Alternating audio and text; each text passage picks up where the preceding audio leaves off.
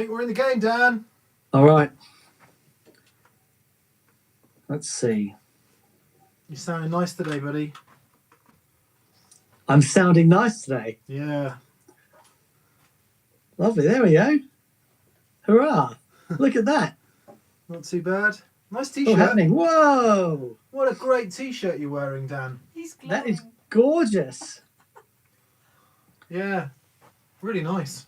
That's wonderful. Imagine if they're new in that pedal show store or something like that. What we need is a matching one. Yeah.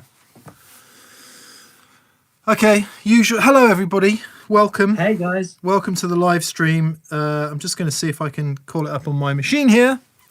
How are you, Dan? Yeah, I'm okay. I've struggled a bit this week, to be fair. Having a bit of a COVID problem. Yeah. Just been. Yeah, it's been an interesting week. Yeah. For what reason? Oh, just I don't know. I'm just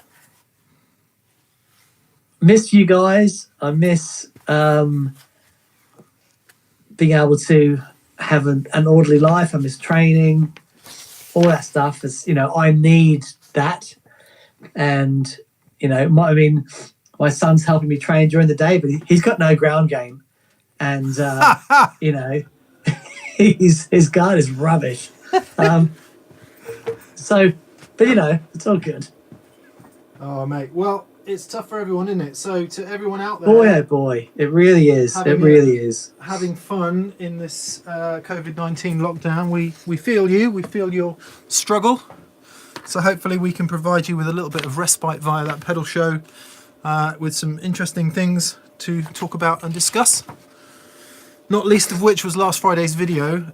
I should also say, Dan, that is a very, very, very fetching t-shirt you're wearing. It's awesome. And I'd love yours as well. It's similar, isn't it? Matchy. It's almost like it's the same but in a different colour. Just imagine if you could go to that pedal show store and buy these very t-shirts right now. Just imagine if you could do that. Can you make dreams come true? It's happening, baby.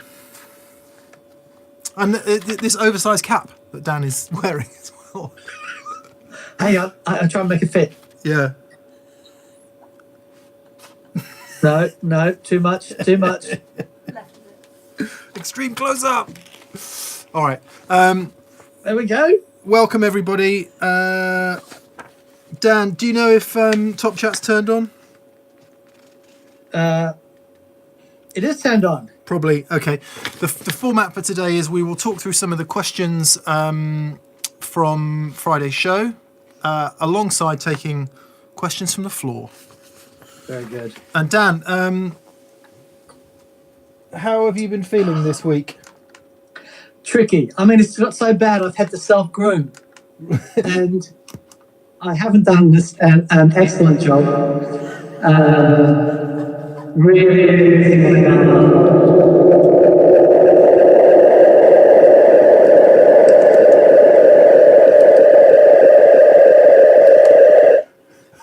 What was that? What was that, Dan? Hang on. What was that? Are you guys... What? What's going on? Just got a few. See what you What's sound. going on? What have you got? Just gonna see what you sound like with some chorus on. Try that. Blue river. And some reverb. Blue river.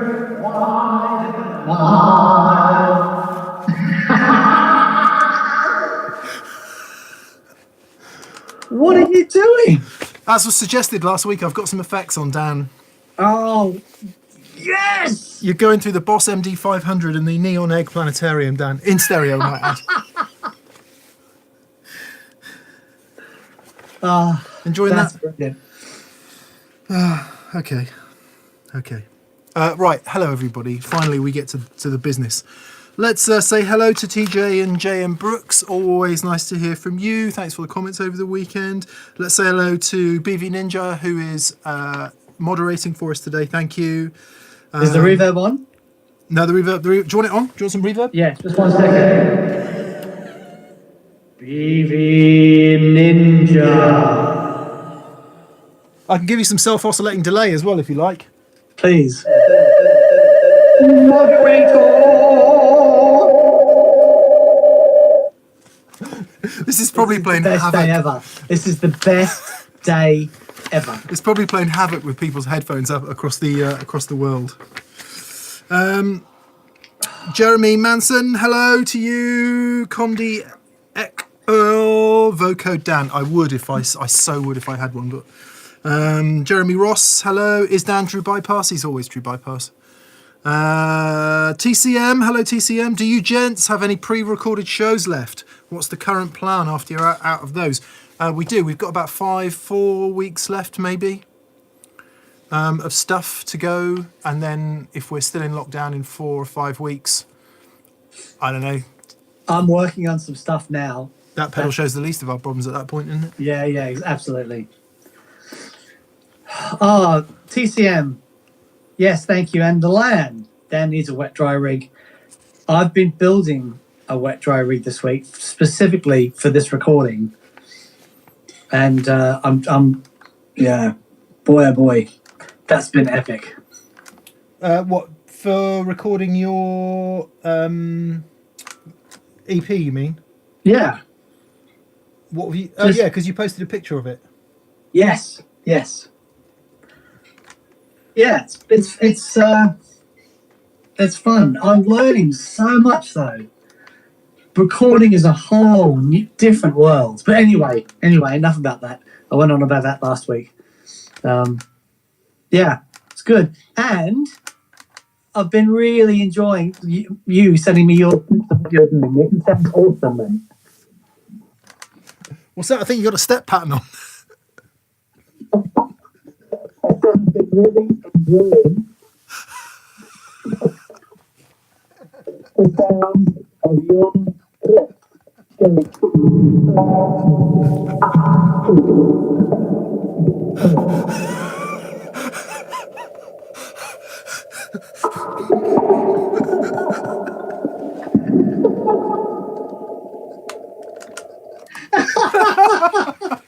I'm actually crying.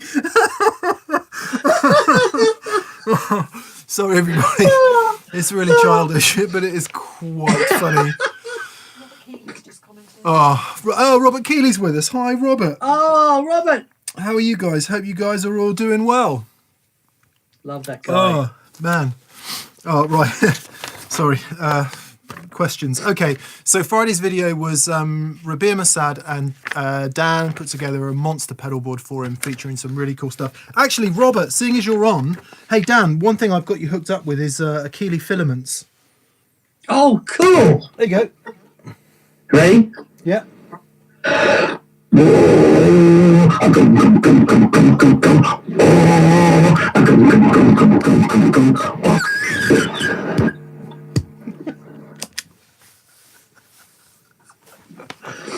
Oh boy. Nice. A bit of overdrive. Anyway, Sam Popkin. Hello, Sam. Thanks for continuing to help us stay sane during this time. Yeah, even if we're not. We're a big help. What would your one desert island book be, Daniel? Oh boy. Desert Island book. I would say hang on, it's coming to me. It's Count of Monte Cristo. Nice. Yeah. I'd either have The Power of Now by Eckhart Tolle or The Courage to Be Disliked by a couple of Japanese dudes. Reading of Adlerian psychology. Is that? Wow. Have you got alcohol? Yeah. We came to the office today. We are practicing social distancing, Katherine and I. We haven't seen other humans for 2 weeks or whatever it's been now. But we can come to the office because no one else is here and it's relatively close to our home. But we came in this morning and forgot to bring any food. Oh no. I know. So it's, the least of a lot of people's problems at the moment. But we'll get better at it. Hopefully just at the time they call off the whole damn thing. Anyway, Michael Force Michael, thank you for that. And Michael has the question of the week, Dan. What happened with your leak last week? So it was a my ensuite bathroom sink. I'm doing some work up there, and one of the pipes had come off. It was a 2-second fix, Right. and it's all good. But it does mean I now need to fix the ceiling down here. You got to decorate. Yes. But yeah, that it was. But thank you. Yes, it was because I've got my little studio down here, and then I saw water, and I was freaking out. Yeah, but that's all good. Thank you very much. Yeah, that's good. Home leaks are no fun. Soren Ledet, hello Soren. It looks like you're in Denmark, and thank you for that. Distortion Dan, yes, indeed. Dan, love your recording vlog. Mick, are you doing a vlog on your new home recording setup without a clone? Yes, I am. In fact, I've uploaded the first version, the first episode today, which will probably go live. Have you? Maybe it'll go live. I don't know. Tomorrow? No, tomorrow we've got pedal jams. So Wednesday. It could go out. It could go out this week. Man, we need to be a little bit Mick. careful with. I didn't know rationing you had it stuff. all uploaded already. You're Yeah. Have a look. Well, it's only the bass and drums bit, but it's kind of. I think it's semi-interesting. Not quite as interesting as yours because I don't have other humans. I only have machines. But that was the challenge, I guess. But yes, Soren, there's a few episodes of that to come. Bastian Gustavsson says, "Looks like you gents are getting well into your cabin fever already." Yes, we are. You're coping quite well with it, though, Mick, aren't you? Dare I say? Yeah. Embracing. Yes, I don't want to be disrespectful to anyone who's not having a very nice time of it at the moment, and be all jovial about it because it's really tremendously serious for a lot of people. But Katherine and I sort of made the decision 6 or 7 months ago to move to the middle of nowhere. We had a bit of good fortune. We managed to rent our house out and rent a house off some people. Anyway, whatever. We now live in the middle of nowhere. So being in the middle of nowhere is actually really nice. So we are lucky enough to have an environment in which it doesn't really feel like anything's happening, which will be a source of great annoyance to a lot of people because I can imagine. Where you are, Dan, for example, where there's a lot of people around you, that's a pretty stressful environment. Yeah, it's stressful in that, taking the dog for a walk and, you got to be careful crossing people on the street or trying to keep the kids entertained. In Bassam, they've been so good. But yeah, it's, that and work and be productive. That's what I'm finding incredibly tricky. Yeah. When I'm at the office and the space, I'm on a different headspace as I am here. Right. And dealing with everyone else in a similar situation, it's just really, really tricky. Yeah. It's a lot of juggling, isn't it? There's a lot of juggling. Hard to stay focused. Thankfully, the kind of work that Katherine and I do is just fairly linear. And so we've been able to get on with that. And I've actually been more productive since I've not been here, which is weird, but I guess that's the isolation factor. Sure. But anyway, right, we could talk about that all day. John M says, "Hi guys, thanks for keeping me sane. Have you ever done a review of home build pedal kits?" No. I'm trying to think what that is. I don't even know them. I'll have to have a look at that. Home build pedal kits. Yeah, there's a bunch of people, aren't there, where you just buy like a fuzz face kit or a whatever kit. They send you the bits. Oh, sorry. See, I've been head and pedal board for so long. I'm thinking surely every pedal board kits, but no, home build pedal. So DIY. Yeah. Pedal kits. Okay, sure. We can do that. It's a bit of fun, actually. Yeah, I'd never bother with anything like that because it never works, and I lose a day to it where I could have been doing something more useful. So sure. It's a bit like rewiring my guitar. I only really want to have well, to what do I it can do, once because there every are 10 years. See, the really interesting thing about doing a DIY pedal is that, in actual fact, the circuit is the easy part. It's all the other stuff. It's all the connections. It's the connections to the pots and making sure that everything fits in the enclosure properly and that, everything sounds great, but then when you close the lid, you get a short. It's all those little things. The actual circuit itself is if you get a circuit board and the components, that takes 5 minutes to put together. But it's the actual mechanical, getting the pedal to work, getting it all in the enclosure. That is the tricky part. Drilling out the holes and, getting the pots in and the grounding and the power and all that stuff.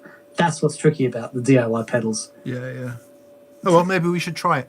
BV is asking us to please engage slow-mo. We are trying, BV. Slow mode is on. It says Katherine is literally, it's taken her 20 minutes to find it in the back end of YouTube. I don't know what's going on with YouTube at the moment, but stuff is impossible to find in there. They've changed the studio back end of YouTube, and it's gone from being quite usable and very easy to find to being confoundingly annoying. Anyway. La la la la la la la la la la la. No, hang on. Can you put some reverb and stuff on for me, please? Yeah. What would you like? Reverb? I want some reverb and something and a bit of self oscillation, but just a bit. Okay. There we go. Mix mode.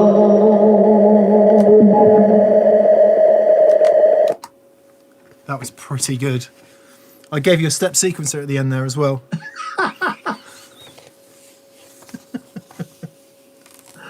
Oh, fantastic. Right, so some questions that came in over YouTube over the weekend. Let's do a couple of these. Firstly, thank you to everyone who commented on the video for Revere's pedalboard. The comments were overwhelmingly full of love for everything about Revere. His humility, his awesome musicianship, his amazing guitar playing, obviously, but just what a decent all-round human he is. And I think we both echo that, wouldn't we, Dan? Love him. Yeah. Love him. I am overwhelmed with the guy. He's a beautiful man, and I'm just in awe of his musicality and his vision. I just think he's such an epic human. You ever heard him Massive play? fan. Have you ever heard him play drums?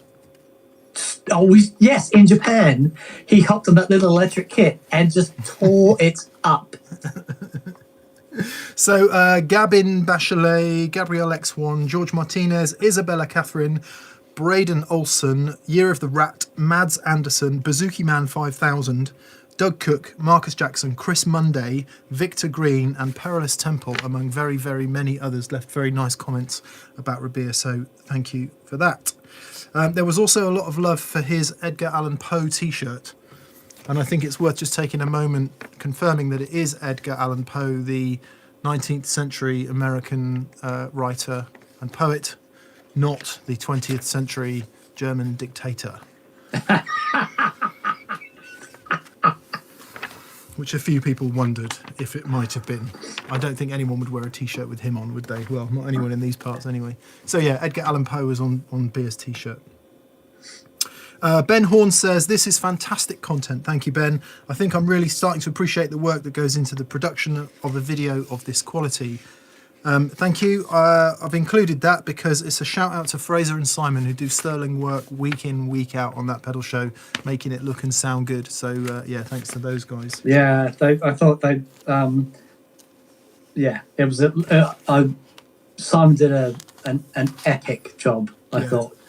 Because most of the time he was just hanging around, waiting for me to build something, interesting. He did a great job putting that together, I thought. Yeah, Fraser did an amazing job on the audio. It was really interesting. Yeah.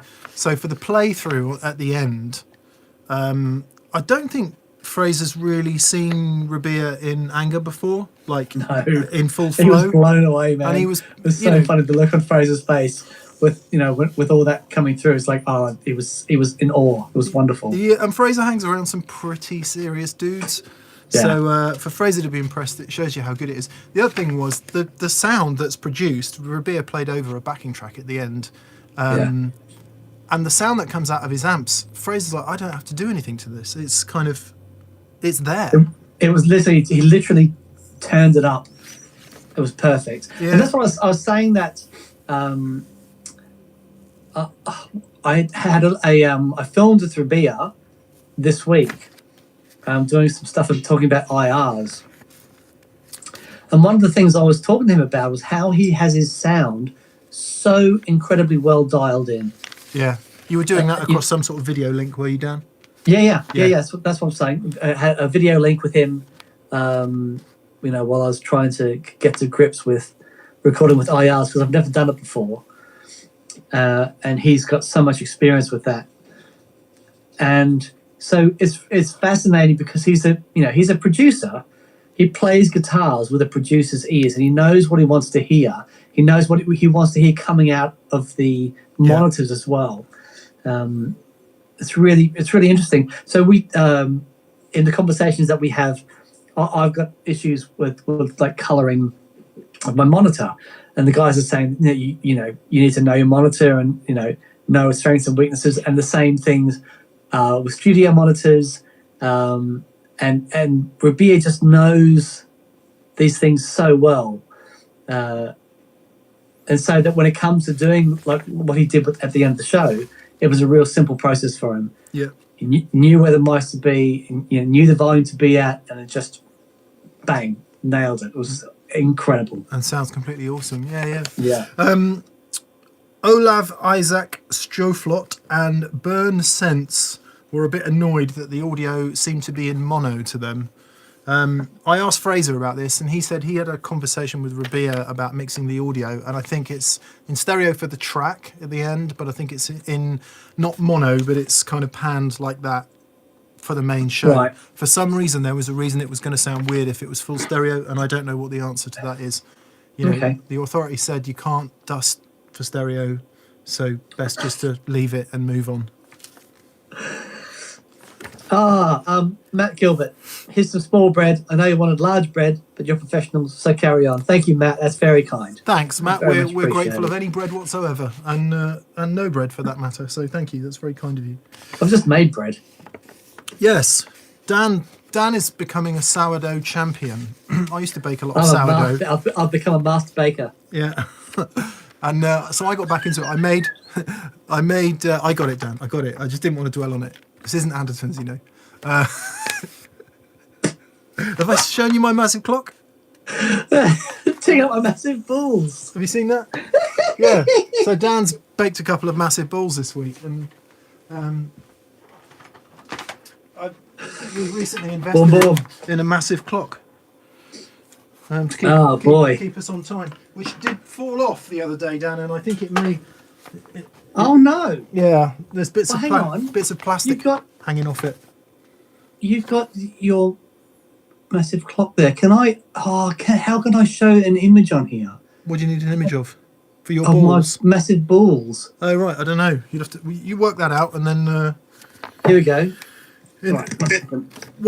So anyway, bread. Dan's been baking bread. I got back into baking sourdough bread. I made my starter. It took 5 days. Did the first loaf, and it was a disaster. So. Yeah. Oh, I see. You're actually just going to walk around the house. I was just going to show you. Oh, look, there's one. Here's one I made earlier. That is really impressive. Yep, just come out of the oven. Like that? Is exceptional, mate. How does that look with a hat on?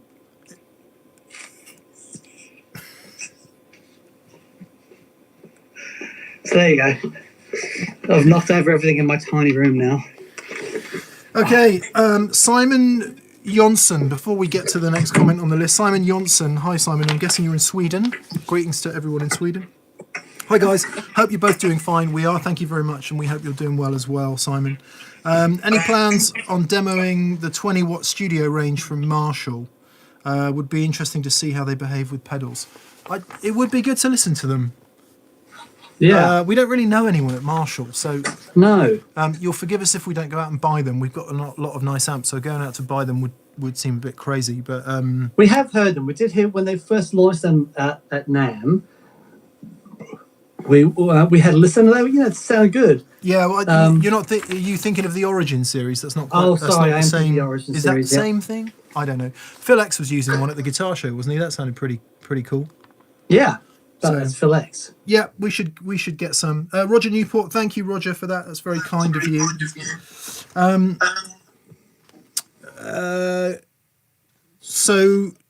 was hearing some weird delay there. Back to Revere, we did have to have a little chuckle at Brand Odyssey.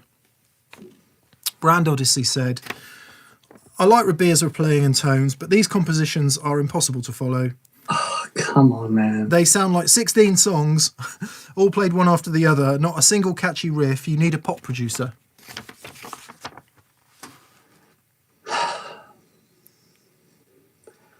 I'll let you take this one. There's nothing to say, is there? It's just an opinion. No, no. And it's all fine. You know, it's fine to, yeah, it's fine. Not all, you know, I think what you would say is that not all music is designed to get a hook on the radio and be played 80 million times and do that job. You know, some music is more cerebral than that. And I don't even know why I'm explaining this. Let's move on. Isn't it interesting, though, that so his stuff is so soundtrack. And it's a barrage of imagery, you know, with his compositions, and the dynamics in it, and the light and shade in the songs. I just think some like a progressive computer game manufacturer needs to get his stuff on the games, or you know, someone doing an epic film soundtrack. I just think his music lends itself, you know, into that world. Yeah. Yeah. And it's cool. It's cool to like it or not like it. That's the whole point of music, isn't it? If it was all the same, then that would be boring. So, Yeah. Edward Johns, thank you, Edward. That's very kind of you for that. And Roger Newport, thank you, Roger. You're a legend. Thank you, buddy. Very kind. We did. Arnold Allen is. I've just seen a question. I've had my Strat for 18 years. I'm thinking of getting a new guitar. Where do I go from here? Humbuckers or P90s? Oh, what a difficult question. So you've been a Strat player for 18 years and you want something presumably contrasting but not completely different. What would you do, Nick? It's funny, isn't it?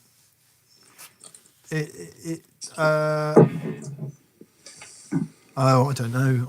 I couldn't possibly say. I'm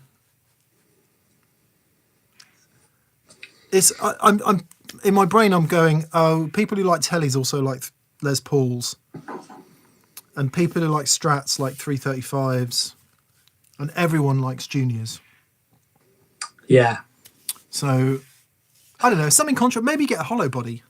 Get a Casino or a Casino with nice dog-eared P90s. Something very different. Yeah, that's a great shout. But you know, every human should own a Strat, a Telly, a Les Paul, and a 335. That they should tell you that when you pop out. You know, get born, get well, hang around in Inkwell, all those things, and then you need a Strat, a Telly, a Les Paul, and a 335. And then add to taste after that. But yeah, we wish you luck with that. Yeah.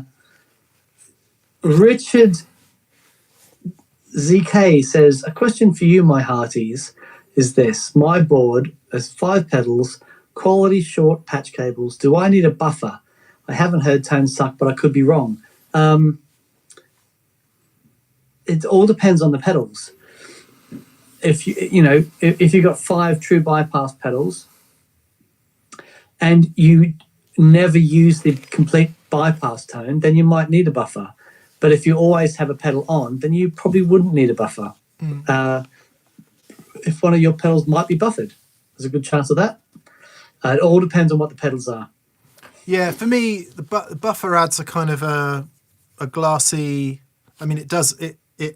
The buffer strengthens the whole of the frequency range, but the most obvious place that you hear it is in the high frequency. And if you depends on the buffer. If it's like Klon's not true bypass. Klon has a buffer in it. Yeah, it's in it, and it's magic. Yeah. That buffer, it's great.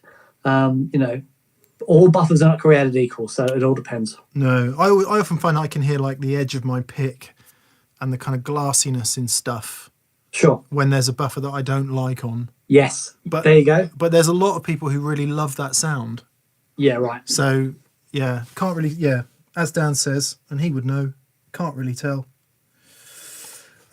Adrian Jordan. Hello, Adrian. Shout out Hey, to Adrian. Alexander Pedals. He sent me a free Rift Tone Sanitizer Overdrive pedal as a thank you for doing my job as a paramedic. Well, I guess we should echo that thanks at this time. That's amazing. Yes, thank you so much. Yeah, I mean, it's an amazing job at any time, but especially at this time. I think we're all pretty grateful for every health worker. If there's anyone out there from the NHS or anyone, you know, on the sort of the front line of this thing, a sincere, heartfelt gratitude goes out to you guys. You're sort of putting it all out there. You guys are absolutely amazing. And girls, obviously. People. Yeah. Yeah. Massive thank you. Unless you're the kind of Jobsworth who told me to get lost when I thought I had a chest infection a few weeks ago. Oh, what was that? There's one comment, and I couldn't. You were being very diplomatic, but I couldn't abide it. Saying that was all a hoax and. Oh yeah, like, conspiracy man theory. alive, it really, it really got my back up. Yeah. But anyway, apparently COVID-19 isn't happening. It's just a conspiracy. My ass. You try and tell that to someone whose family has died during this. Let's move on. Question. Mates says Wilder Trek. When will the QMX be in stock? Dan, asking from Connecticut.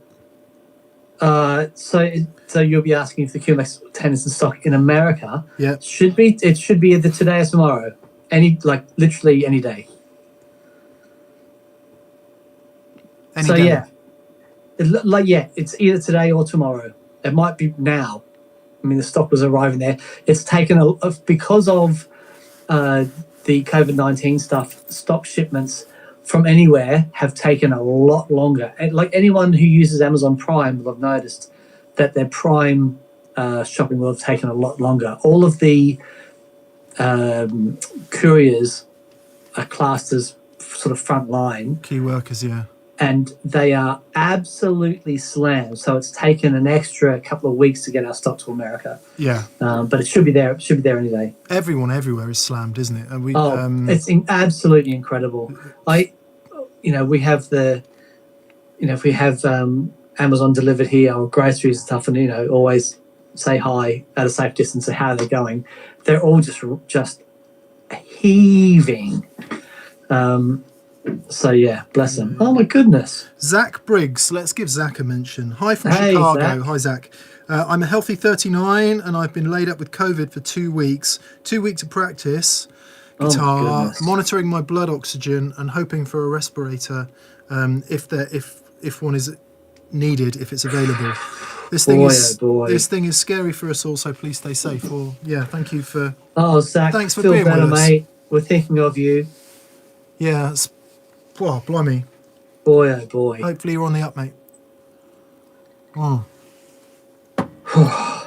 Would be great, wouldn't it, if there was some sort of information on who and why it's affecting at some point soon.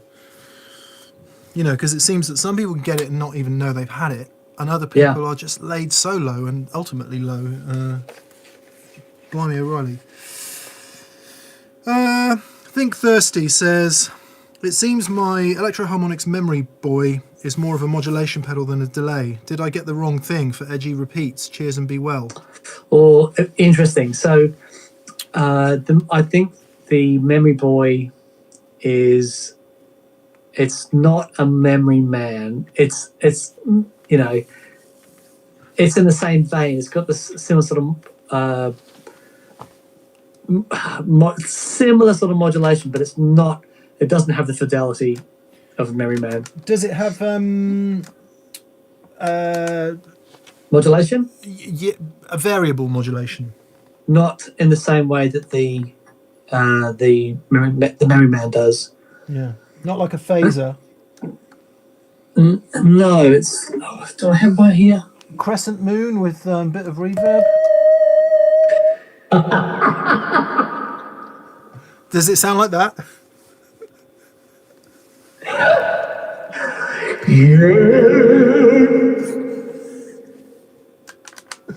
For anyone just joining us, I do have Dan hooked up to some effects this week to just make sure that everything is okay out there in the world. Dan, big up yourself. Yeah! Booyakasha! Dan doing a bit of MCing there, which I find particularly enjoyable. Yeah, so think Thirsty. Check if the modulation is variable on the memory boy inside or anything. It might be, and it might be that you can turn it off or at least turn it down so that it's not modulating quite so much. I apologise for not being familiar with it, but that's the problem you're having. DJ Ashley, hello DJ. And thank you, that's extremely generous of you. That's very generous. Hi gents, this could be an unprecedented time to hear music we've never had the time in our day-to-day lives to explore. Who are some of the artists you think we should be listening to, lesser known or famous? At 37, I've just given Steely Dan a try. Incredible. Nice. Peg! Boy. Oh, give us a peg, Dan. Peg! I think with a bit of phaser that would work as well. I think we need... I need a Michael McDonald heft. Ah, giggle. Peg! Peg!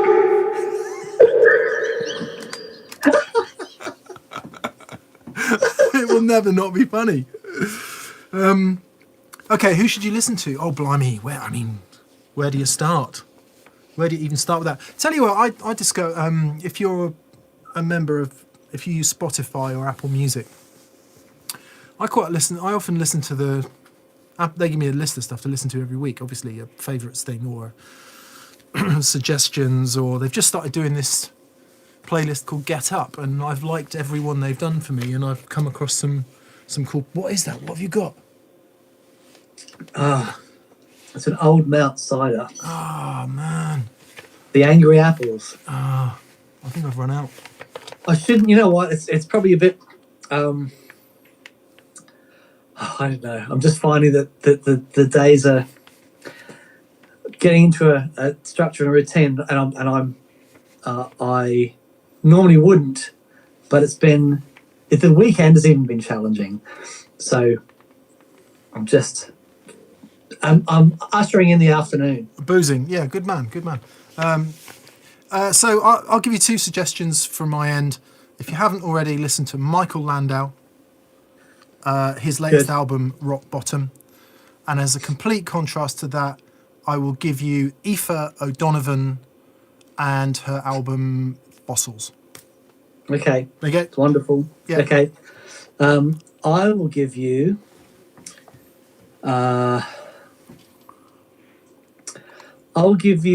Pat Martino. Which one is it? Oh, it's on my phone. I can't see.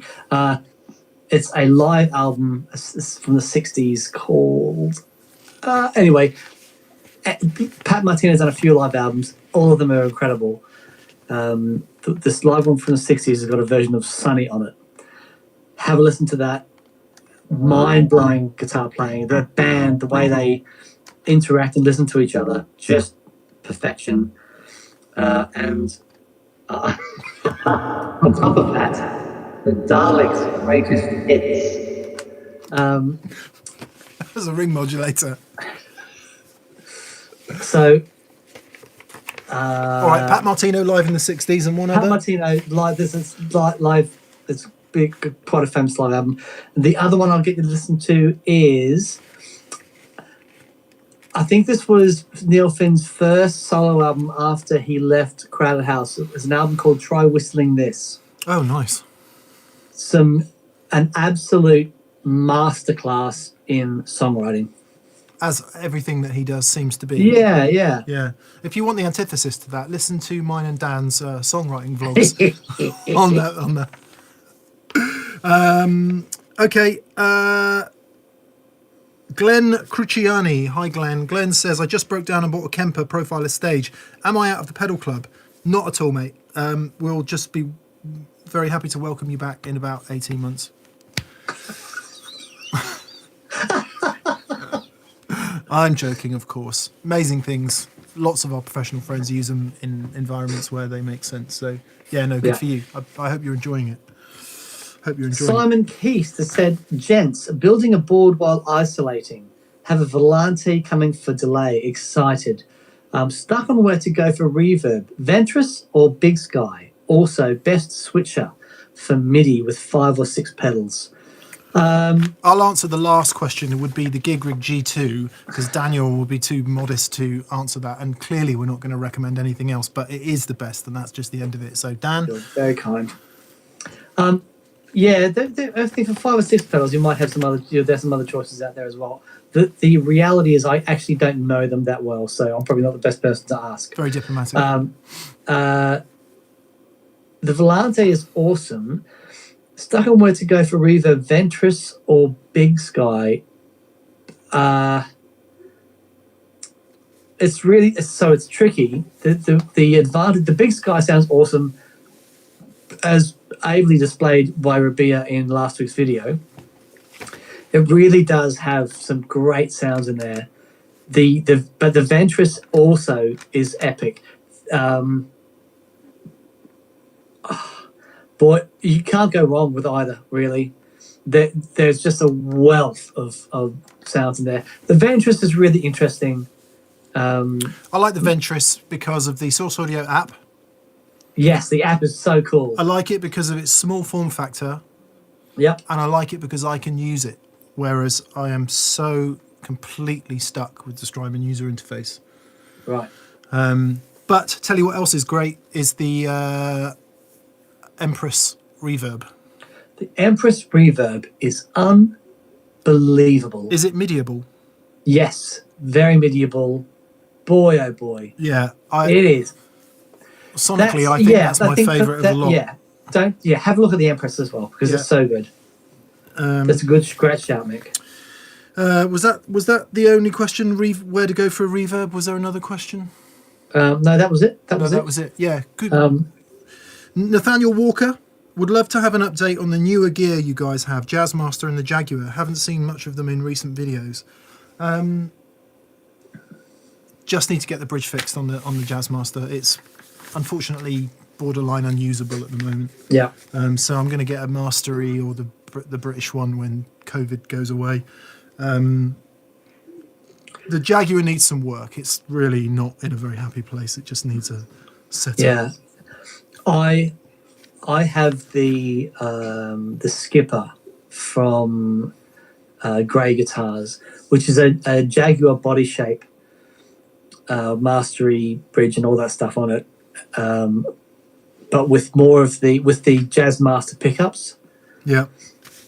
And it's it's a very different guitar. It's a much more expensive guitar. But as far as my offset itch, that really scratches it for me.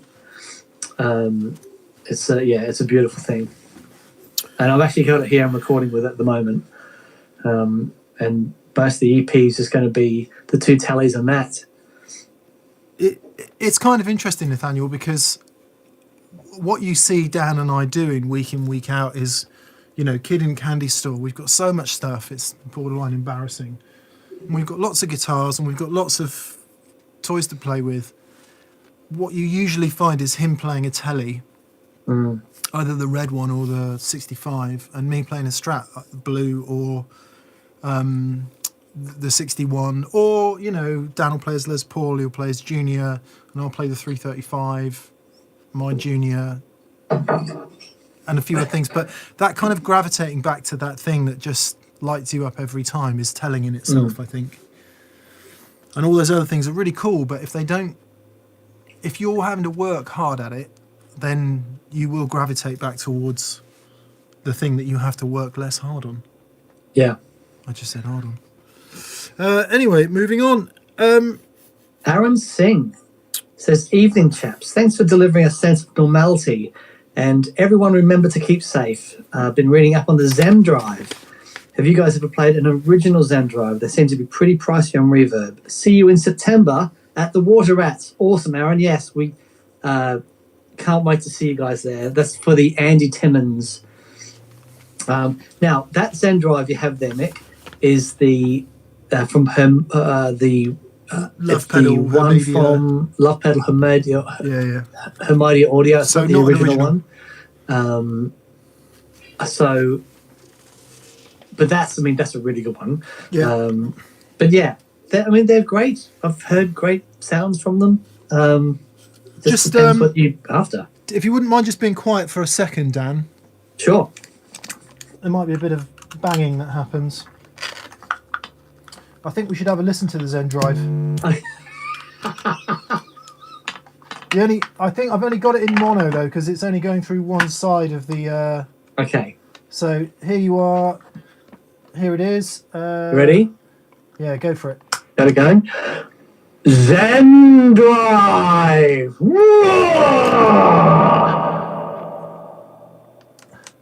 Good.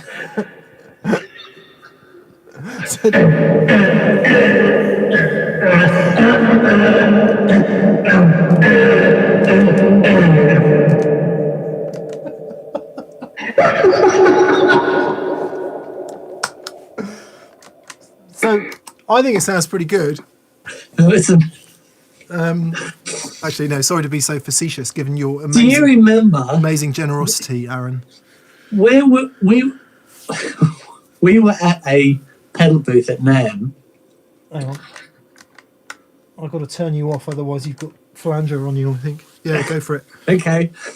We were a few years ago, we were at NAMM. I think we were at, I can't remember. Anyway, it was the last video we're doing of the day, and there was a couple of pedals we wanted to check out. And we're saying, oh, this one sounds great. And the guy says, yeah, I'll show you how it sounds. And let me get my friend to demo it for you. And then she was a violin player and plugged into these pedals. Oh, you know who that was? You know who that was? Who's that? That was Nick from Catlin Bread. Oh, was it? Before he died, yeah. Oh, man. I think it was. Maybe it was. Nick, Mick, you are absolutely correct. It was Nick. I think it was. Yeah. Oh, boy. And it was incredible to hear like a different instrument. It was like, whoa. Yeah, that was Nick. Wow. Yeah. Boy, oh boy. So to answer your question, Aaron, sorry. The Zen Drive is something that I ought to love, really, given that, in different forms, Larry loved it, I think, and so did Rob and Ford.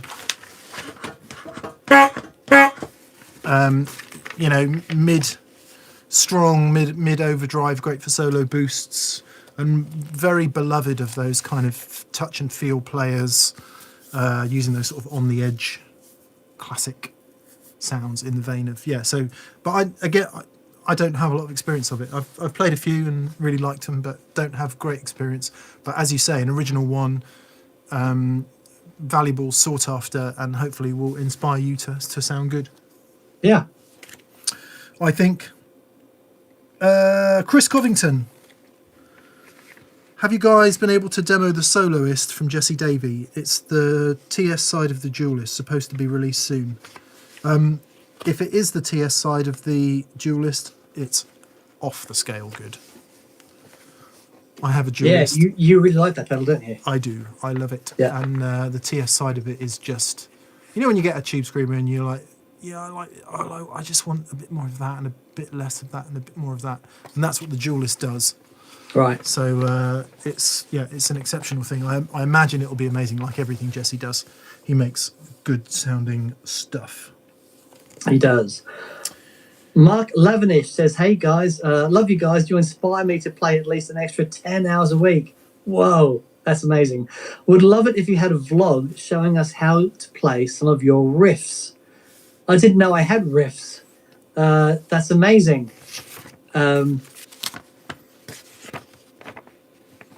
done a couple of tuition vlogs before. But Mick, how would you do a vlog showing some of our riffs? You've got riffs. I've only got 2 things that I ever play, so it would be fairly simple for me. So I'm sure I could do it. The only thing is, because of my lack of knowledge of playing the guitar, I would have to go, you put this finger there, that finger there, and this, and that would get really tedious really quickly. But oh, rubbish. It'd be awesome. You've got updates available, Dan. Do I? Yeah. Can you see? Later. Okay. Remind me tomorrow. It was Yeah, weird seeing your face then. maybe. E.R. Webster. Oh, thank you, Mr. Webster. That's very kind. What are your favorite Earthquaker Devices pedals? The craziest. So he's a big Earthquaker Device fan. I am super hyped for the Afterneath V3. He has it on back order. Oh, you will enjoy Pedal Jams tomorrow then, because it has the Afterneath V3 in it. There you go. I'm not sure Dan and I did it full justice, because it is a very complex pedal and I think it's one of those things you've really got to sit with. Yeah. But blimey, the thing that I've never and those of you out there into ambient tones will know this already, but Dan, are you aware of another pedal where you could separate the delay lines like that? Not the way they've done it. So you can have them all together, like really close together, in all the separate delay lines in the reverbs, to make it sound more reverby, or you can space them out a bit further so it sounds more kind of choppy. And that, I thought that was created some really good textures. Yeah.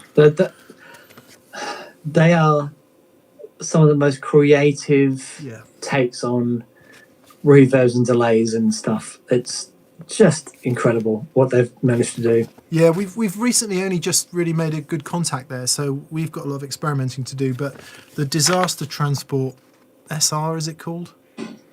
Yes. Is that the one that's got the All two the delay screen stuff in it. No. It's the one that's the two delays. That's the one with the reverb. with the tape stuff, and yeah. Which That's is right, really yeah. really cool. Really like that too. But yeah, looking forward to getting into more of their stuff. Dan, I feel like we should answer some more stuff that came in over the weekend. Sure. The big one that came in. Oh, hang on. This should be pretty quick. Howard Sinclair, hi Howard. Jason Phillips and Bruno Oliveira wanted to know what tuning Revere was in. That's a really good question. Is Revere on? I'm pretty sure it was the bottom string was C. Right, so it's drop C. Yeah, but the rest of the guitar was kind of standard tuning, but a tone up from that. So if you imagine you've got your guitar in regular tuning, but you tune the bottom string down to D. Yep. So Revere's half step down from that. So it's E flat with C on the bottom. Is that right?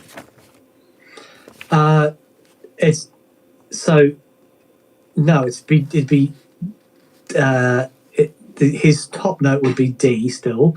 With a C on the bottom. So it's a tone down and then a tone down again. So it's a tone down exactly with lower string and tone down again. Yeah. Hopefully that wasn't too complex.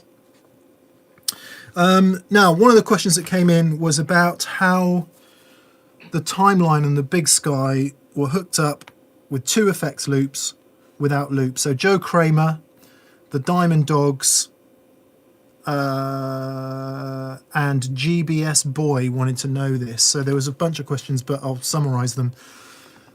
One was, how on earth have you got two stereo pedals in the loops of 2 amps without loads of hum? That's question one. What's the answer? So the answer to that is that the signals are isolated going. So first of all, coming out of G2 into the 2 preamps, the signals are isolated there, and then going back out into the inputs of the reverb pedal, and then there's the 2 effect sends into the stereo inputs. That goes into the delay, and then that from the delay into the reverb, and from the reverb back into the effects returns.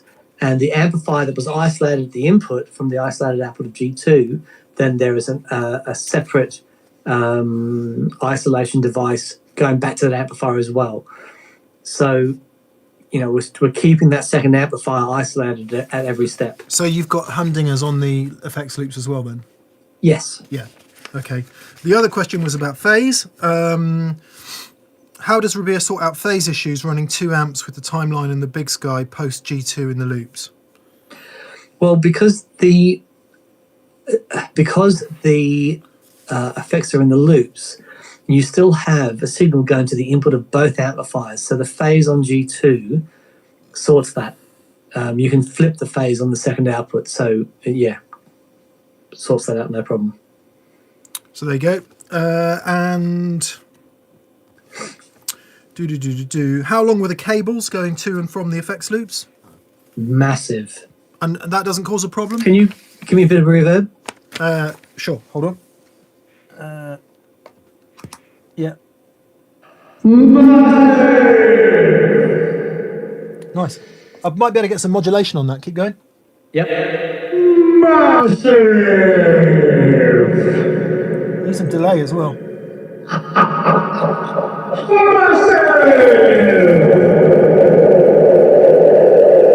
That's how long the cables are going from the...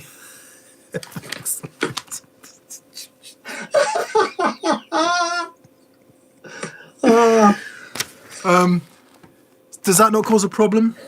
Having long cable runs to your effects loop? The impedance from the effects sends on the Victory stuff they're very low, so it's fine. And then the impedance is driven by the lower output impedance of the Strymon pedals. So yeah, in this scenario, it's fine. It's fine. So if you were running an analog delay from a Marshall, you'd struggle. 1987X. Yeah. The effects that Revere is using in the loops are specifically designed. I mean, obviously they can be used at the front as well, but they are designed to work amazingly in the loop of an amp, like the way that Revere is running it, and it just sounds great. Okay. In response to the question about what should people be listening to, Adam Stewart has very kindly given us a donation and suggested get the last 2 albums from Unknown Mortal Orchestra, Multi-Love and Sex and Food, which all sounds like good fun. If Taylor Swift was a Maori Kiwi bloke making his own first pedals and albums in his basement and was the love child of Bowie and Prince, then she would be Unknown Mortal Orchestra. Well, that sounds interesting, doesn't it? Yeah. So there you go. Unknown Mortal Orchestra. Check them out. Simon Nagy, what is it about Tube Screamers that Dan doesn't like? Nagy. What is it about Tube Screamers? I don't like... I don't know. They're just I've just never really found a Tube Screamer I connected with. I've had a couple, and a couple of old ones as well. I just never really connected with them. It's just, I had a Tube Screamer and I had a Blues Driver. Used the Blues Driver all the time, never used a Tube Screamer. But I would use the Klon. I think there's the top end thing, perhaps. I don't know. I think that's what it is. I think that's what it is. So I'm just trying to get you a doubling delay. Keep going. Okay. I think it might be the top end. I think it's a little bit, I don't know, warm, perhaps. There's a shape to it. This is nice. I'm not sure. Is it working? I think so. I only hear the extremes here, like with the tails. Well, this is Do nice. I sound like... Oh, hang on. Sing You're Not the Girl You Think You Are by Neil Finn. Hang on. Let me get this. I think it's... You're not the girl you think you are. No. Oh, it's perfect. The night shoes under your bed. Yeah. Music hard to recognize. Michael?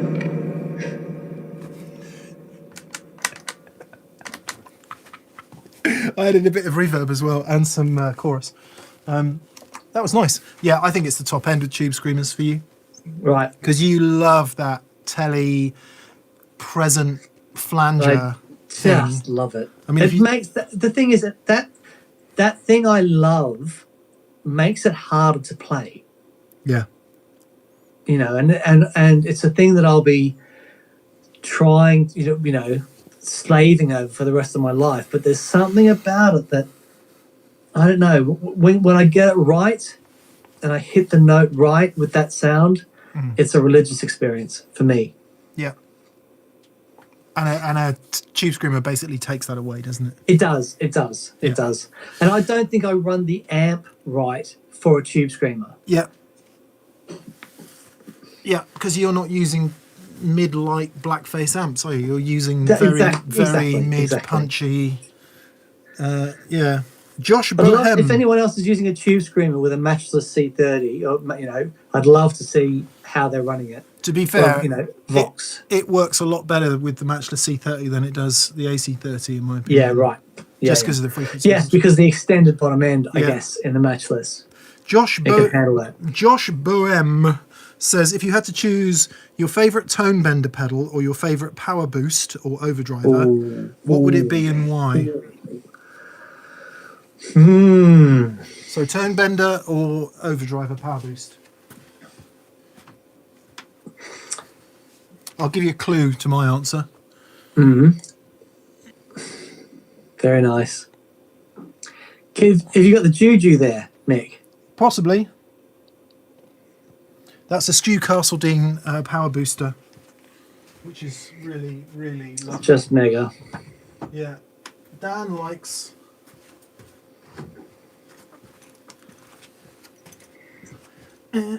Actually, Dan, can you do me some intro music?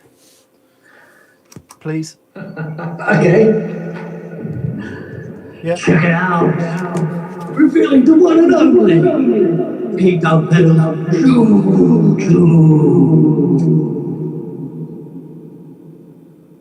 Does that work? Yeah, it's awesome. Can I soon go here to you?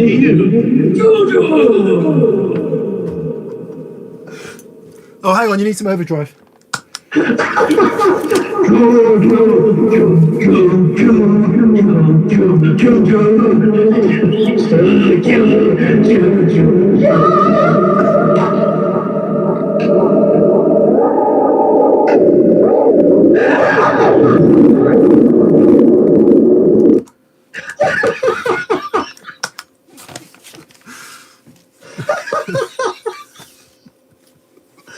There are 900 people listening.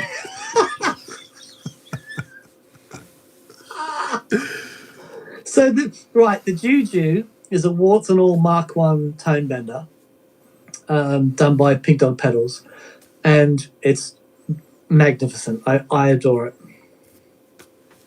Yeah, so you're... Yeah. I'm more a fuzz face person than a tone bender person, so for me it would be the power booster, because it can go from really crazy high headroom clean boost to knock your socks off transistory fuzzy goodness. Yeah. And I mean, they're amazing. That show we did with those plugged into the high watt, it changed so much for me, that sound.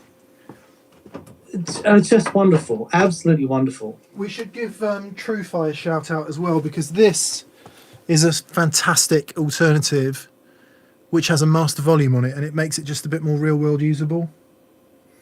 Right. Whereas the power booster has such unbelievable headroom, it starts to kill everything quite quickly, doesn't it? Yeah. Yeah. Ricardo Lima Pereira, or Pereira, sorry for not pronouncing that correctly. A small thank you for everything you guys do. Well, thank you, Ricardo. That's very kind of you. There are some guys, so sorry, there are some top chat questions that we haven't got to because they've been coming in like crazy. So I do apologise. There was one a second ago. The gentleman that had the pedal board question came back in and said he's got 2 Boss pedals. Those Boss pedals already have buffers in them, so your board is already buffered. You're good to go.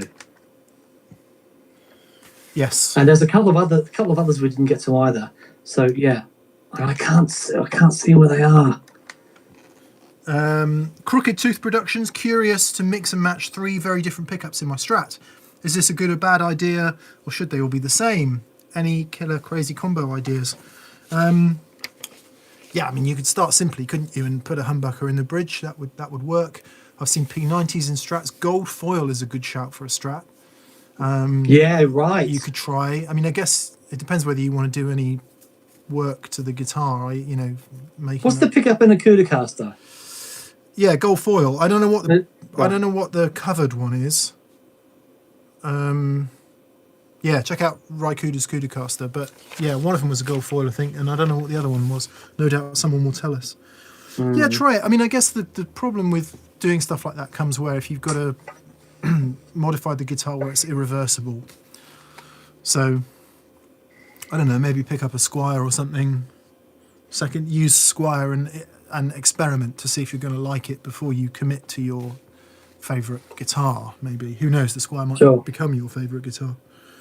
But yeah, nice. Are those old Tokais? Are they still a good deal? Or are they really expensive now? The good ones are collector's money-ish, I think now, yeah. Right. They made a load of not so good ones under the Tokai brand, but like the old late 70s lawsuit guitars and then the 80s breezy sounds and stuff like that. Was it called the breezy sound? Can't remember. Anyway, some of those were really nice guitars. Trouble is with a lot of the Japanese ones is the measurements are all wrong for American parts and they're all polyfinish. So you can't get nitro and the American size spacing and parts and stuff. Everything's metric. Didn't go into a Burger King. Dave Thompson says, have you guys ever listened to Jason Isbell? Great songs, tone and playing. That's question 1. Is a Fender Custom Shop worth the additional cost is question 2. Have you ever listened to Jason Isbell, Dan? Nope. I hadn't. The aforementioned Apple Get Up playlist gave me a song last week, and I'd searched for him because someone said something I played on the show sounded like his track Cover Me Up. So I started to listen to Jason, and unbeknown to me, my wife really loves him.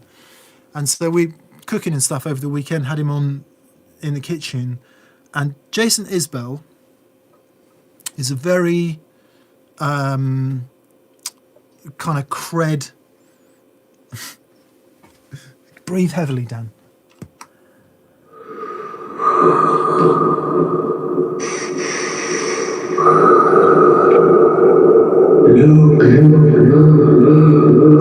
I am your strange uncle. So Jason Isbell is a very cred kind of Nashville. He feels to me like the successor to Steve Earle or someone like that. Oh wow! And people who know Jason Isbell will find everything I'm saying slightly ridiculous because you'll know him much better than me. But having on first listen and listening to 2 or 3 of his records, and you know what I love about Jason Isbell? He has no qualms whatsoever about writing a G, C, and D song and just saying what he thinks, and it's simple, and the tones are great, and there's no pretense about any of it, and yet it's very moving. And I love that. I love that sense of simplicity and honesty without pretense, and I love him for that. And some killer guitar sounds, like just great vintage amp, classic guitar sounds. So sorry. Well, I must check him out. Long-winded. I don't know if you'd let me know if you do like it or not, because it might just be too straight ahead for you. I don't know. But we'll see. I'll see. Yeah. Anyway, so that was question 1. Question 2, is the Fender Custom Shop worth the additional cost? Broadly speaking, yes, unfortunately. But that doesn't mean you're going to like every custom shop guitar you play. So yeah, that's a good point. Broadly speaking, yes, in my opinion, and Dan's.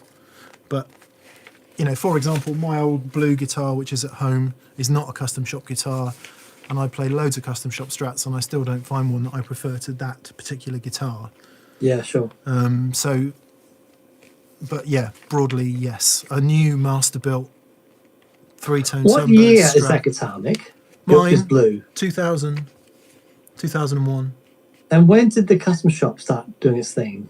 Before that, mid-90s. Right. Oh, okay, really? Yeah. Wow. Well, mid-late 90s. I think the first relics were sort of 96, 97, were they maybe? Right. Something like that. Wow. Lee Howe says, I didn't hear your answer before. Where do I put the Revival trem since it has a drive circuit in it? I would still put it at the end of the chain. But experiment with it. And you might like it at the start. The issue with tremolo is when you put delay after it. It just needs, Yeah. At the end, use the drive as a boost and put it at the end. There we go. Dan, I've just given you some tremolo. Here is some tremolo. What's the thing from Family Guy? I could only find this megaphone that had what's the guy with the crazy vibrato tremolo in his voice? What's it? I don't know much, but I know I love you. Is that Labby Sifri? Is it Labby Sifri? No! That may be Aaron Neville? all I need. Aaron Neville to know. Really struggling to find a tremolo here, you know. So will it do, if I change this, will it go to tremolo? Keep going. I don't know much. Yeah. But I know I love you. Nah, I can't make it work. Okay. Yeah. There are many reasons I reckon that doesn't work, Nick. I thought I was down with the Boss MD500 user interface, but I'm just not. So anyway, going back to Matt Presley earlier on, have you guys ever used the MXR EVH chorus in a pedal jam? It's pretty weird with input and output level switches and can almost sound flanger-like. We've never used one in a pedal jams. Do you know that pedal? It's the mains powered one, is it? The old MXR EVH chorus? No? Or was that a flanger? Don't know. I don't know it. Oh, hang on. I do know it. I had one. I could never get it, but I think mine must have been busted because I could never get that sound out of it. The old mains powered one. Yeah, maybe we should get one. Yeah. And Dan, why Matt's saying it's weird because it can sound flanger-like and it's a chorus. Well, so the only difference between a flanger and a chorus, I mean, technically, is the delay time. So if it's a chorus with a shorter delay time, then it can sound very flangery. They're very closely related. That's why. Yeah, there you go. 7-String Machine says, I have the Fender Pinwheel, which is the rotary speaker. Yep. On. Any recommendations for an OD or fuzz that will play nice with it? Mick, be careful with your enormous clock. I find something with not too much high end works really nice, or something where you can tame the high end. Full tone OCD would work. Full tone Plimsoll would work. Any full tone overdrive pedal would work. Seems to work well with that. But yeah, something that's got a bit of EQ. Something you can change. You can control. The EQ, actually, the Fender, is it the MiG 50? What's the Fender one with the valve? MTG tube distortion. MTG. That's a good one. That really does sound good. Yeah, that's really good actually. Yeah, that'll work well with that. Hetfield 7782. Yeah. Dan, give us just hang on a sec. Give us a yeah. Can you go? Yeah. That was James Hetfield with Reverb there. Love the Tone Bender episode so much, says Hetfield 7782. I've been looking for a cracking option. What do you know about the Ramble Effects Twin Bender? When all this ends, will you do a modern TB show? Yes, we will. I think everything we played from Ramble Effects has been amazing, hasn't it? It has. I'm trying to get a few things at the moment. I'm trying to get one of the Tone Bender takings from the guys from Creepy Fingers, because the demos I've heard of that sound epic, so that'll be a really good one to check out as well. But yeah, the Ramble Effect stuff we've tried. Remember the Ramble Drive that had all the... that was really cool. Some really, really cool sounding things. Yeah. So yes, we will do that show. Yeah, definitely. Yeah. Ampol88, thank you, Ampol88 says, looking at getting a Reverend Buckshot or Double Agent OG. Do either of you have any experience with either guitar or Reverend in general? Very much appreciate all you do. Much love from Michigan. Much love back to Michigan. And you, indeed, Ampol. Reverend make great guitars. Greg Cock likes them. Yeah, no, they're very cool. One of the things I liked about Reverend guitars was they've got this control which enables you to roll out muddiness. Right. Oh yes, that's right. I don't know how that works. Yeah, it's really cool. Yeah, which is pretty cool. Great value Yep. for money. Usually play pretty good from the ones I've seen. I think, you know, Dan and I, hand on heart, are nitrocellulose, old school Fender and Gibson. So we can't be, you know, ought to be honest about that. Really, I'm never. We don't play those guitars, but the ones that we've played, the one guitar I really liked. Is it the? I don't know if it's called the Nightingale. It's Reeve Cabrel's Reverend. Yeah. Looks like a Black Hawk or something. Anyway, really big guitar. Yeah.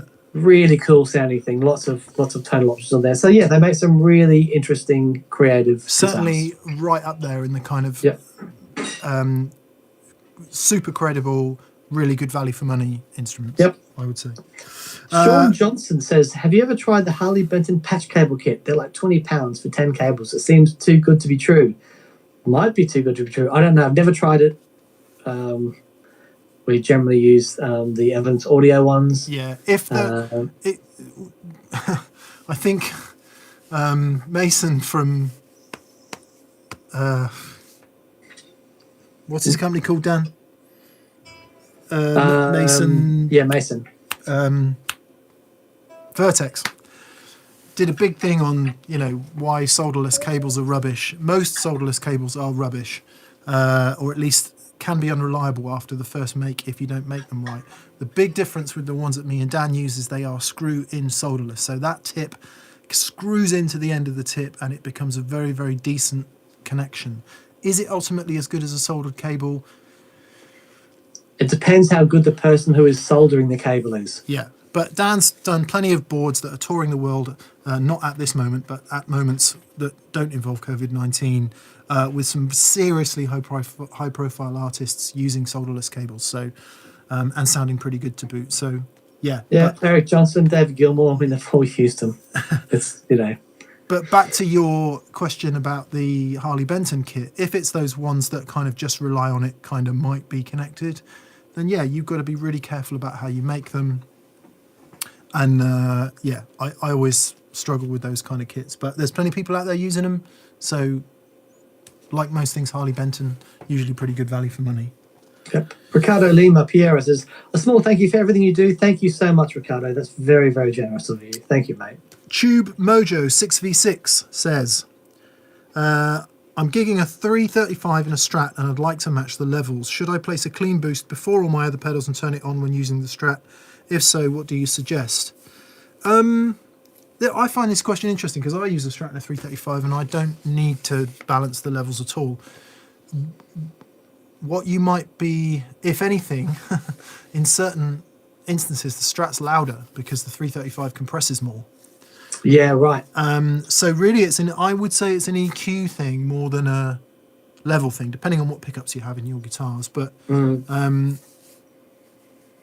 yeah, I think once you start trying to fix stuff like that, Dan will be embarrassed for me saying it, but Dan has a device called the Gig Rig 321, which enables you to put 3 guitars in and affect them all separately on their levels and send one out. So that might be something that's worth investigating. Otherwise, a boost, like you say, I'd be looking at the EQ through the rest of my rig and going, why is it that the 335 seems so much more pokey and bassy and whatever it is, and why does the Strat seem so weak?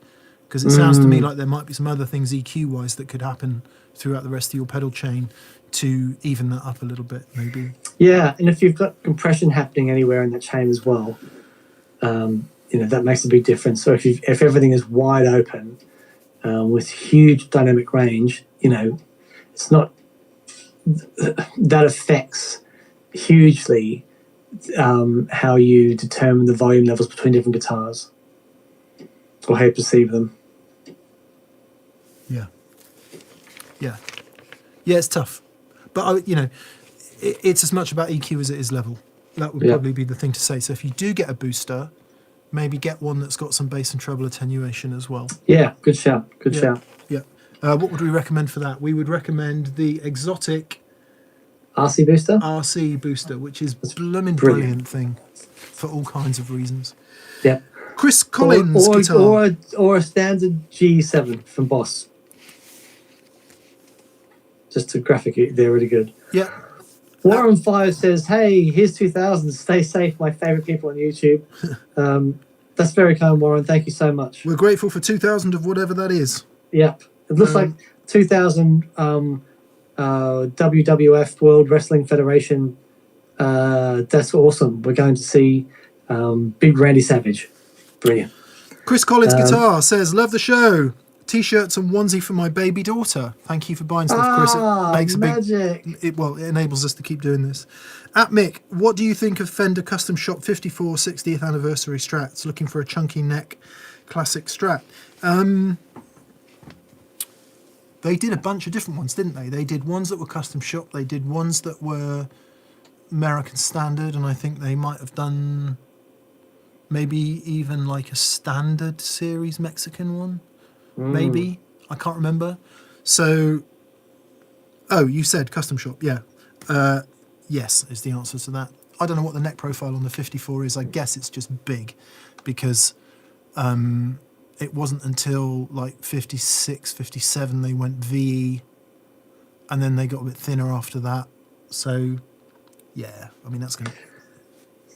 I think it's interesting with those necks, like that they were so thick, because the acoustic guitar necks at the time weren't like that.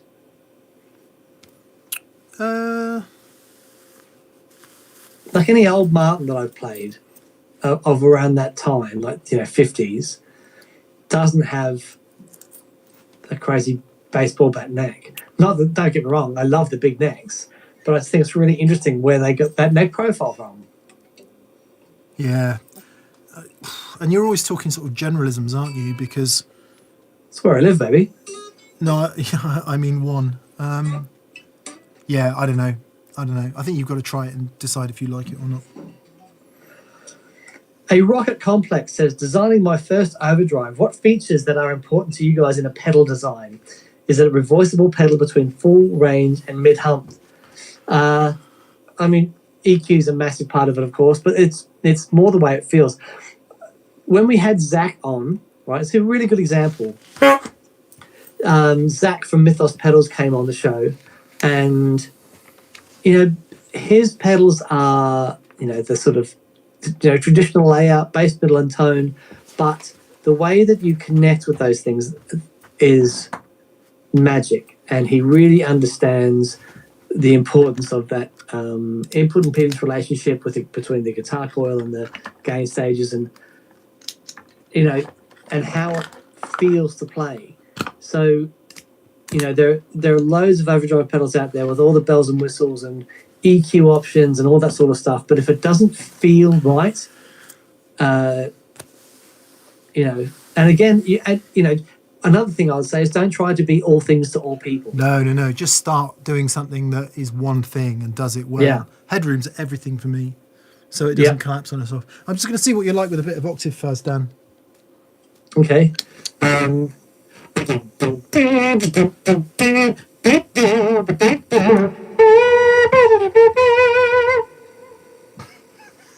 Keep going.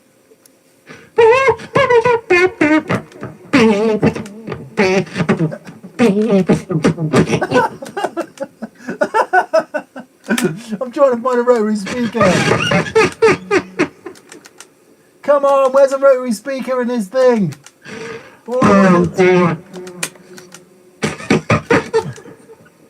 Come on, rotary speaker, please give me a rotary speaker. No, come on. For anyone confused at this point, I'm going through the presets on the MD500 trying to find a rotary speaker and struggling, really badly struggling. Here we go. Right. Yep, go, do it, Dan. Give it a solo.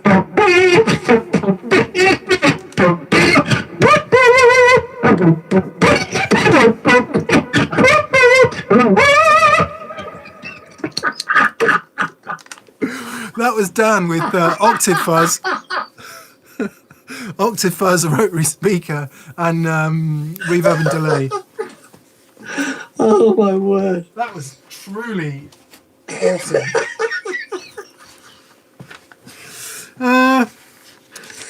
Boy. Cameron Isaac wants to know, what's the best fuzz pedal to use with humbuckers? you got to look at a tone bender. Mark 1 tone bender. Yeah. Yeah, tone benders. Mark 1, Mark 2, Mark 4. They're just a bit more controlled at the bottom end, and they seem to work really, really well with humbuckers. Oh, I stifled a big burp then because I'm professional. Bastian Gustavsson from Norway, thank you, Bastian, says, pick a band each that we, the audience, would be amazed that you like. It has to be out of the blues genre. To be honest, Okay. Dan doesn't like much blues, to be fair. One band that people would you'd be surprised that I like. and that you listen to regularly. Let's add that. So you actually do like them. Okay.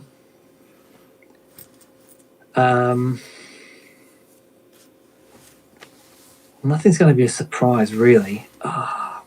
You go, Mick. Let me have a think. The Cardigans, Right. and specifically their early stuff. Okay. I will go with Miranda Lambert. Oh, hang on. I was doing a thing, writing down a list of some people at some gigs that I went to see, and so people were very, very surprised that I liked this person. It was man. Oh, David Lee Roth. David Lee Roth. Yeah. That's not surprising at all. No, it isn't surprising, is it? Hang on. No, hang on. That's a really good question. I really like modern pop music. Rihanna, Taylor Swift, all that stuff. Really love that stuff. Yeah. Amazing.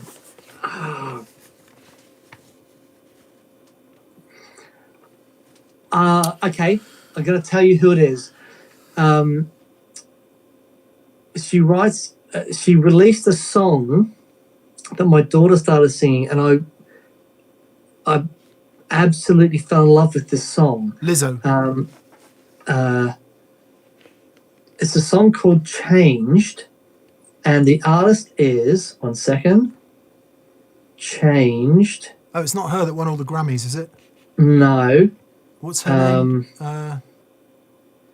What's her name that won all the Grammys? No, Billie Eilish. Yeah. Okay, I mean, I really like Billie Eilish. I think she's amazing. Yeah. But no, this girl is Curly eyelash. called. Oh no! Come on. While you're trying to find it, Dan. Okay. Guido Day, hello Guido, says the overdriven sound of my Naylor SD60. Now that is a nice amplifier. Is my absolute favourite, but it's single channel. Is there a preamp pedal you would recommend to add a clean channel? Guido, you can't really do that unless there's an effects loop. And if there's an effects loop and you can hit the effects loop return with a clean valve preamp, then I would absolutely, unreservedly recommend the Kingsley Maiden D. Her name is Katie Turner. Oh. And there's a song, and so if you put in Katie Turner, and the song is called Changed, and my daughter played it, and I just fell in love with the song. I actually got Liv to play it at one of the things she did at school, and just listen to the guitar playing in it and the songwriting, and it's teenage lovey angsty stuff, but the performance and the playing in it is just absolutely breathtaking. So yeah, Katie Turner, she's incredible, and she did that that mini concert thing that that Joey did. What's it called? He did that like that little library studio room thing in New York. Yeah. Anyway, she did one as well, and she's absolutely amazing. I think she was on America's Got Talent. Right. Something like that. Anyway, she's brilliant. Okay. There you go. Nice. I'm trying to work out how to get you detuned. Make it. You can you replicate me actually going through puberty finally. How's that going? You got it working out yet? Almost. Hello. Oh, No, if I okay, I don't need to speak deeper, but if I speak slow in a more commanding voice, like Richard Harris. Hello. Keep going. Keep going. You are not dreaming. You are indeed awake. This is the sound of confusion.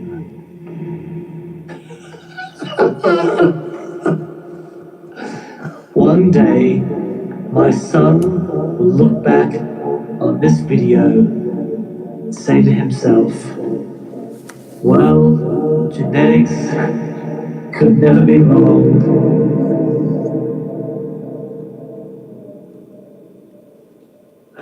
That was awesome.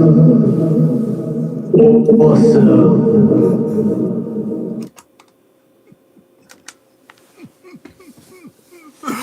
Rufus, 1884, you're probably confused at this point. Thank you very much, by the way. Sorry if you've gone over this already, says Rufus, 1884. Did Dan sort his leak out? Yes, he did. It was a tap in his upstairs ensuite bathroom that he was able to fix without catastrophic occurrence. This is great. Simon Nagy says, when this horrible situation is over, will you guys do a celebration volume show in a field somewhere? We'll all need something by then. We'll just go into a field with a bunch of 100-watt Marshalls and high watts and just crank the living out of them. Yeah.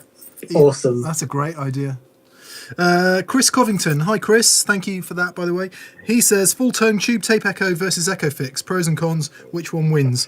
You probably need to watch the show from 2 weeks ago where we play both of those.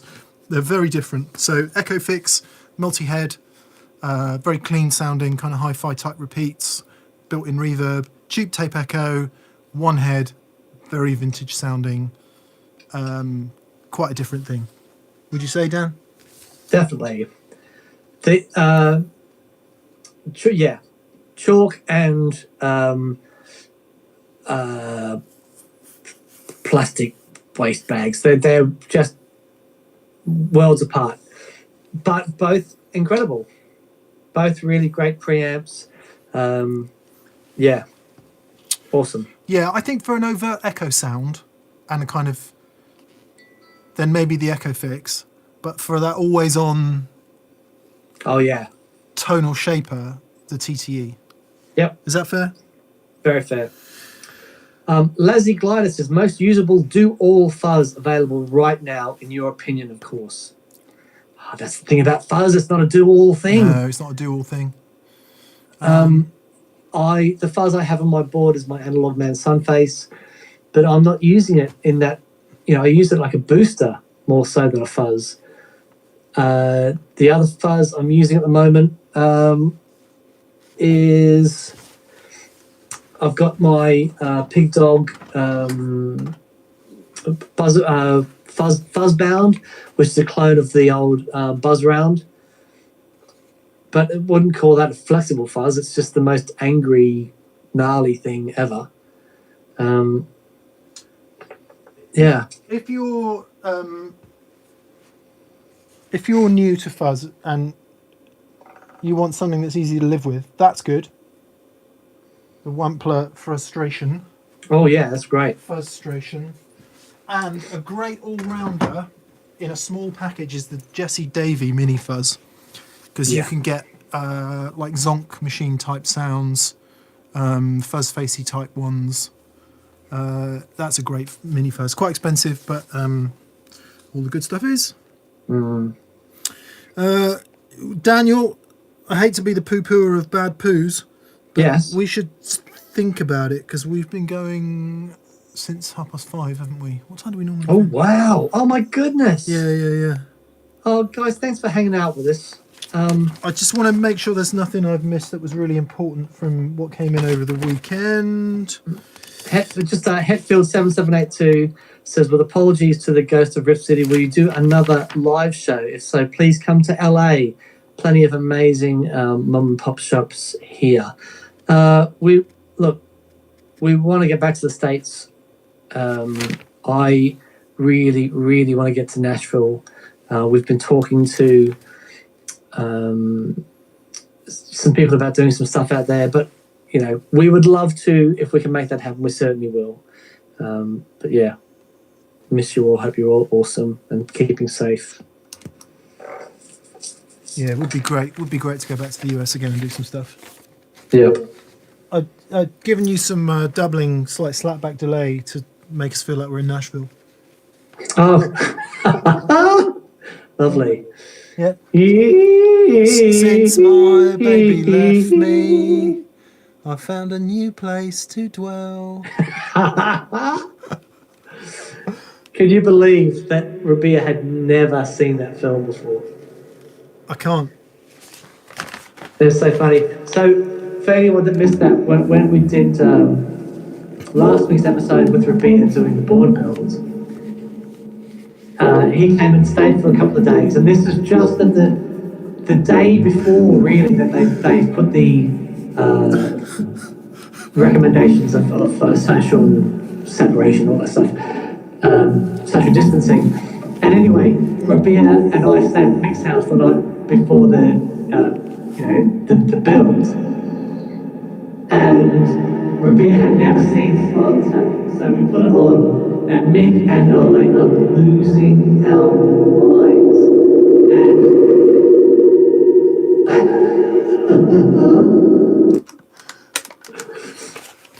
Yeah. I had a scary realization yesterday, Mick. Go on. Most of the time that I've spent with Revere, I think probably more than half the time I've spent with them, I've been drunk. Oh, wow. Yeah, that's pretty bad. I've been lucky enough to film lots of videos with him, so we weren't drunk for most of that. Okay. Yeah. So he knows you as a normal person. Yeah. I think he just thinks I'm insane. No, I don't think so, Dan. No. You were. Yeah. To be fair, we were only drunk for about 2 of the 48 hours he was with us. Okay, but if you take the amount of time that I was drunk in Japan and factor that in, to be fair, I think it kind of evens out. I don't think anyone was sober in Japan, were they? Right, Jezza, 1969, on the subject of Revere. I like Revere. He's open-minded and experimental and dynamic. Yes, he is.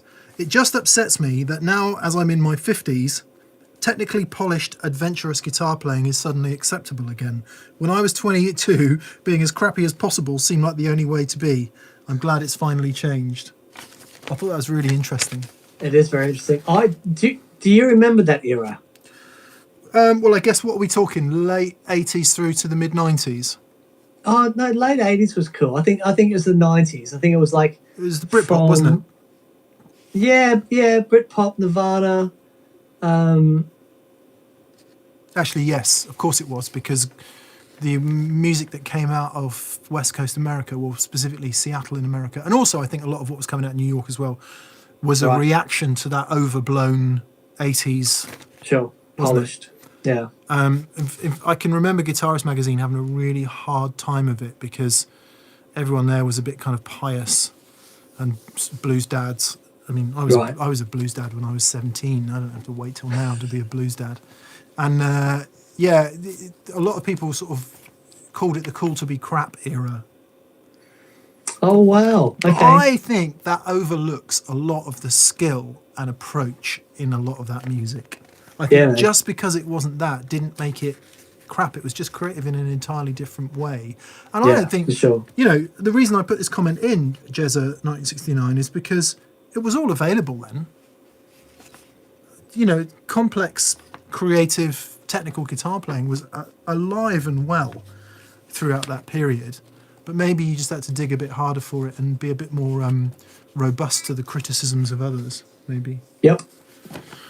I don't know. I think it's a good lesson in going, do you know what? I really don't care what anyone else thinks. I just need to do the thing that makes me happy. And they should teach kids that in school. Yeah. You know, not to the point of don't come to school today. That wouldn't work. But groovy, baby. So we enjoyed that, Jezza. And then there was one more good question here that I really liked. Oh, there's one more technical question from Gareth Ware, Daniel. Yes. He's added a Fox Gear Echo Sex pedal. Yes. One of these. Echo Sex Baby. Fox Gear Echo Sex Baby to my pedal board after your recommendation. It's really noisy, but I've noticed if I run anything after it, the noise goes. He's using an isolated Strymon power output and a QMX8. So without anything after it, it's noisy, and with something after it, it's not noisy. I don't know. I have to check the impedance. Maybe that it's that's a really interesting thing. I'll have to have a look at that. I have to try ours to see if it does the same thing. I don't think it does that. I think ours is pretty quiet. Yeah, it works intermittently, but apart from that, yeah, no, I don't know. Very interesting. Tim Wigley, hey Mick, are those new Tannoy Gold monitors on your mixing desk? I used to have System 800s and I really want to try those. How are they? I put this in because there have been loads of questions about the monitors that are on my desk. Yes, they are. The Gold 5s, the new ones, the cheap ones from, I think Behringer now owns Tannoy, doesn't it, under TC Electronic. Oh, wow. TC Electronic. Yeah, that's right. Of course they do, yeah. Tannoy and maybe, I don't know. Are they good? I like them. I think they sound great, but compared to the things that really do sound great, like Genelecs and Neumanns and stuff, Dan and I sat in Thoman's monitor room, didn't we, and listened. Ugh. And I love the sound of Genelecs. Some people really hate them, but I love them. And the Neumanns that Revere's got are just spectacular. But monitor speakers, right? Here's what an interesting conversation that is, which we can't have here. It doesn't matter how good they sound. What matters is whether you know them or not. Yeah, that's so true. So I've just got a set of Focal 50s, and people saying, "How do they sound?" I'm like, "Well, I don't know if they sound good or not. Well, I can say this: they sound so incredibly detailed. I'm hearing stuff that is just, I had no idea was there." But yeah, I need to spend time with them and sort of really get to understand how they sound, and then with headphones and that sort of stuff as well, it's like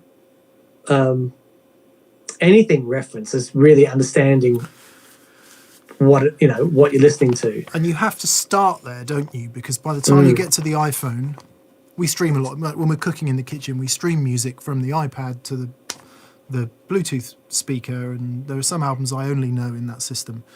And then a few weeks back, for my birthday, Katherine bought me a decent turntable, and I picked up some speakers from the 70s, these old B&W DM14s.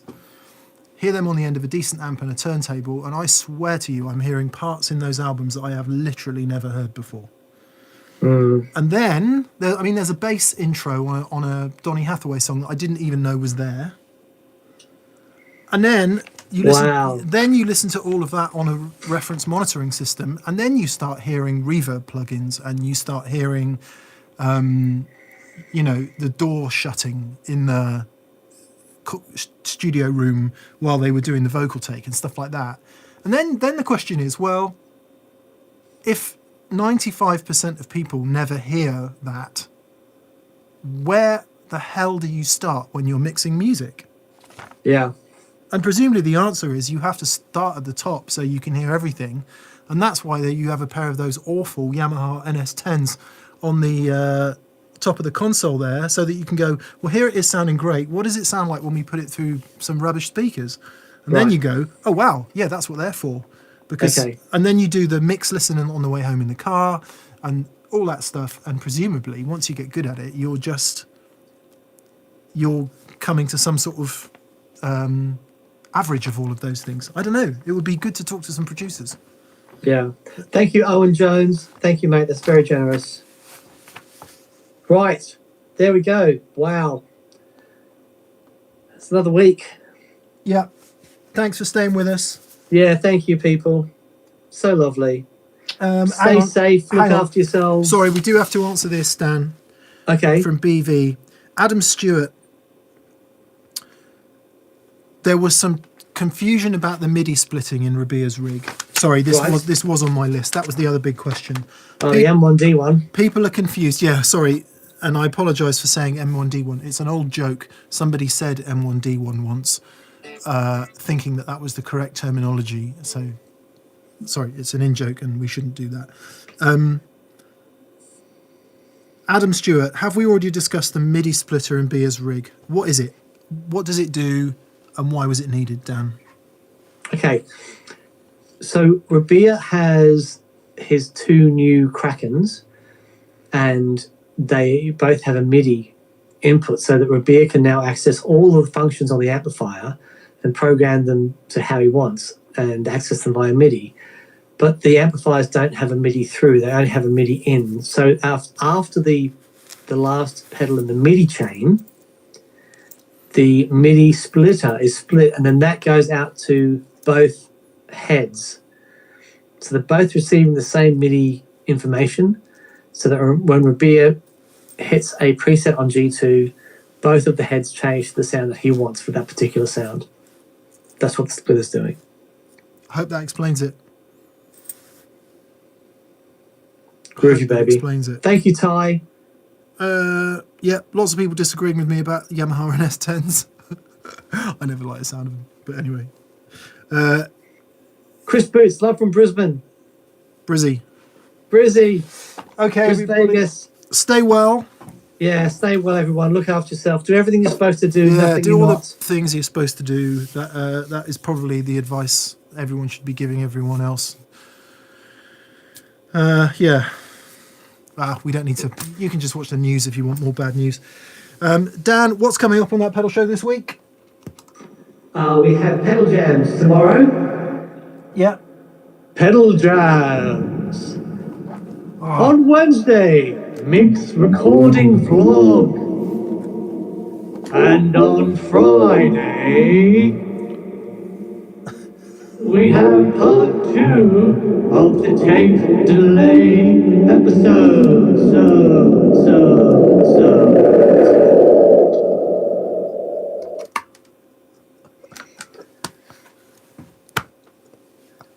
The work that's gone into building that has been totally worth it. Totally. That's all I'm saying. Yeah. There That's you all go. I'm saying. One step beyond, says Ronsat. Yeah, that's exactly what I had in mind. Hang on. Quick. Do Hang on, it. I need to get the delay time right. On, isn't it? Go for it. Is it ready? Yeah, I think so. Right, so I need to push the delay on when you say beyond, yeah? Okay, ready? Yep. One step beyond.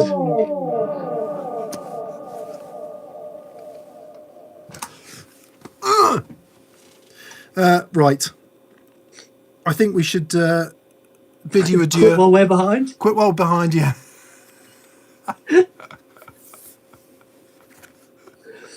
Cheers, guys. Yeah, thanks for Be watching. good. Thinking of you. Come and hang out at the Facebook page and stuff, and we'll post the things that we're doing during the week. Yes, and we'll see you all again on Monday. Cheers, everybody. Be well. Cheers, everyone. Thanks for being with us. Be safe. Bye.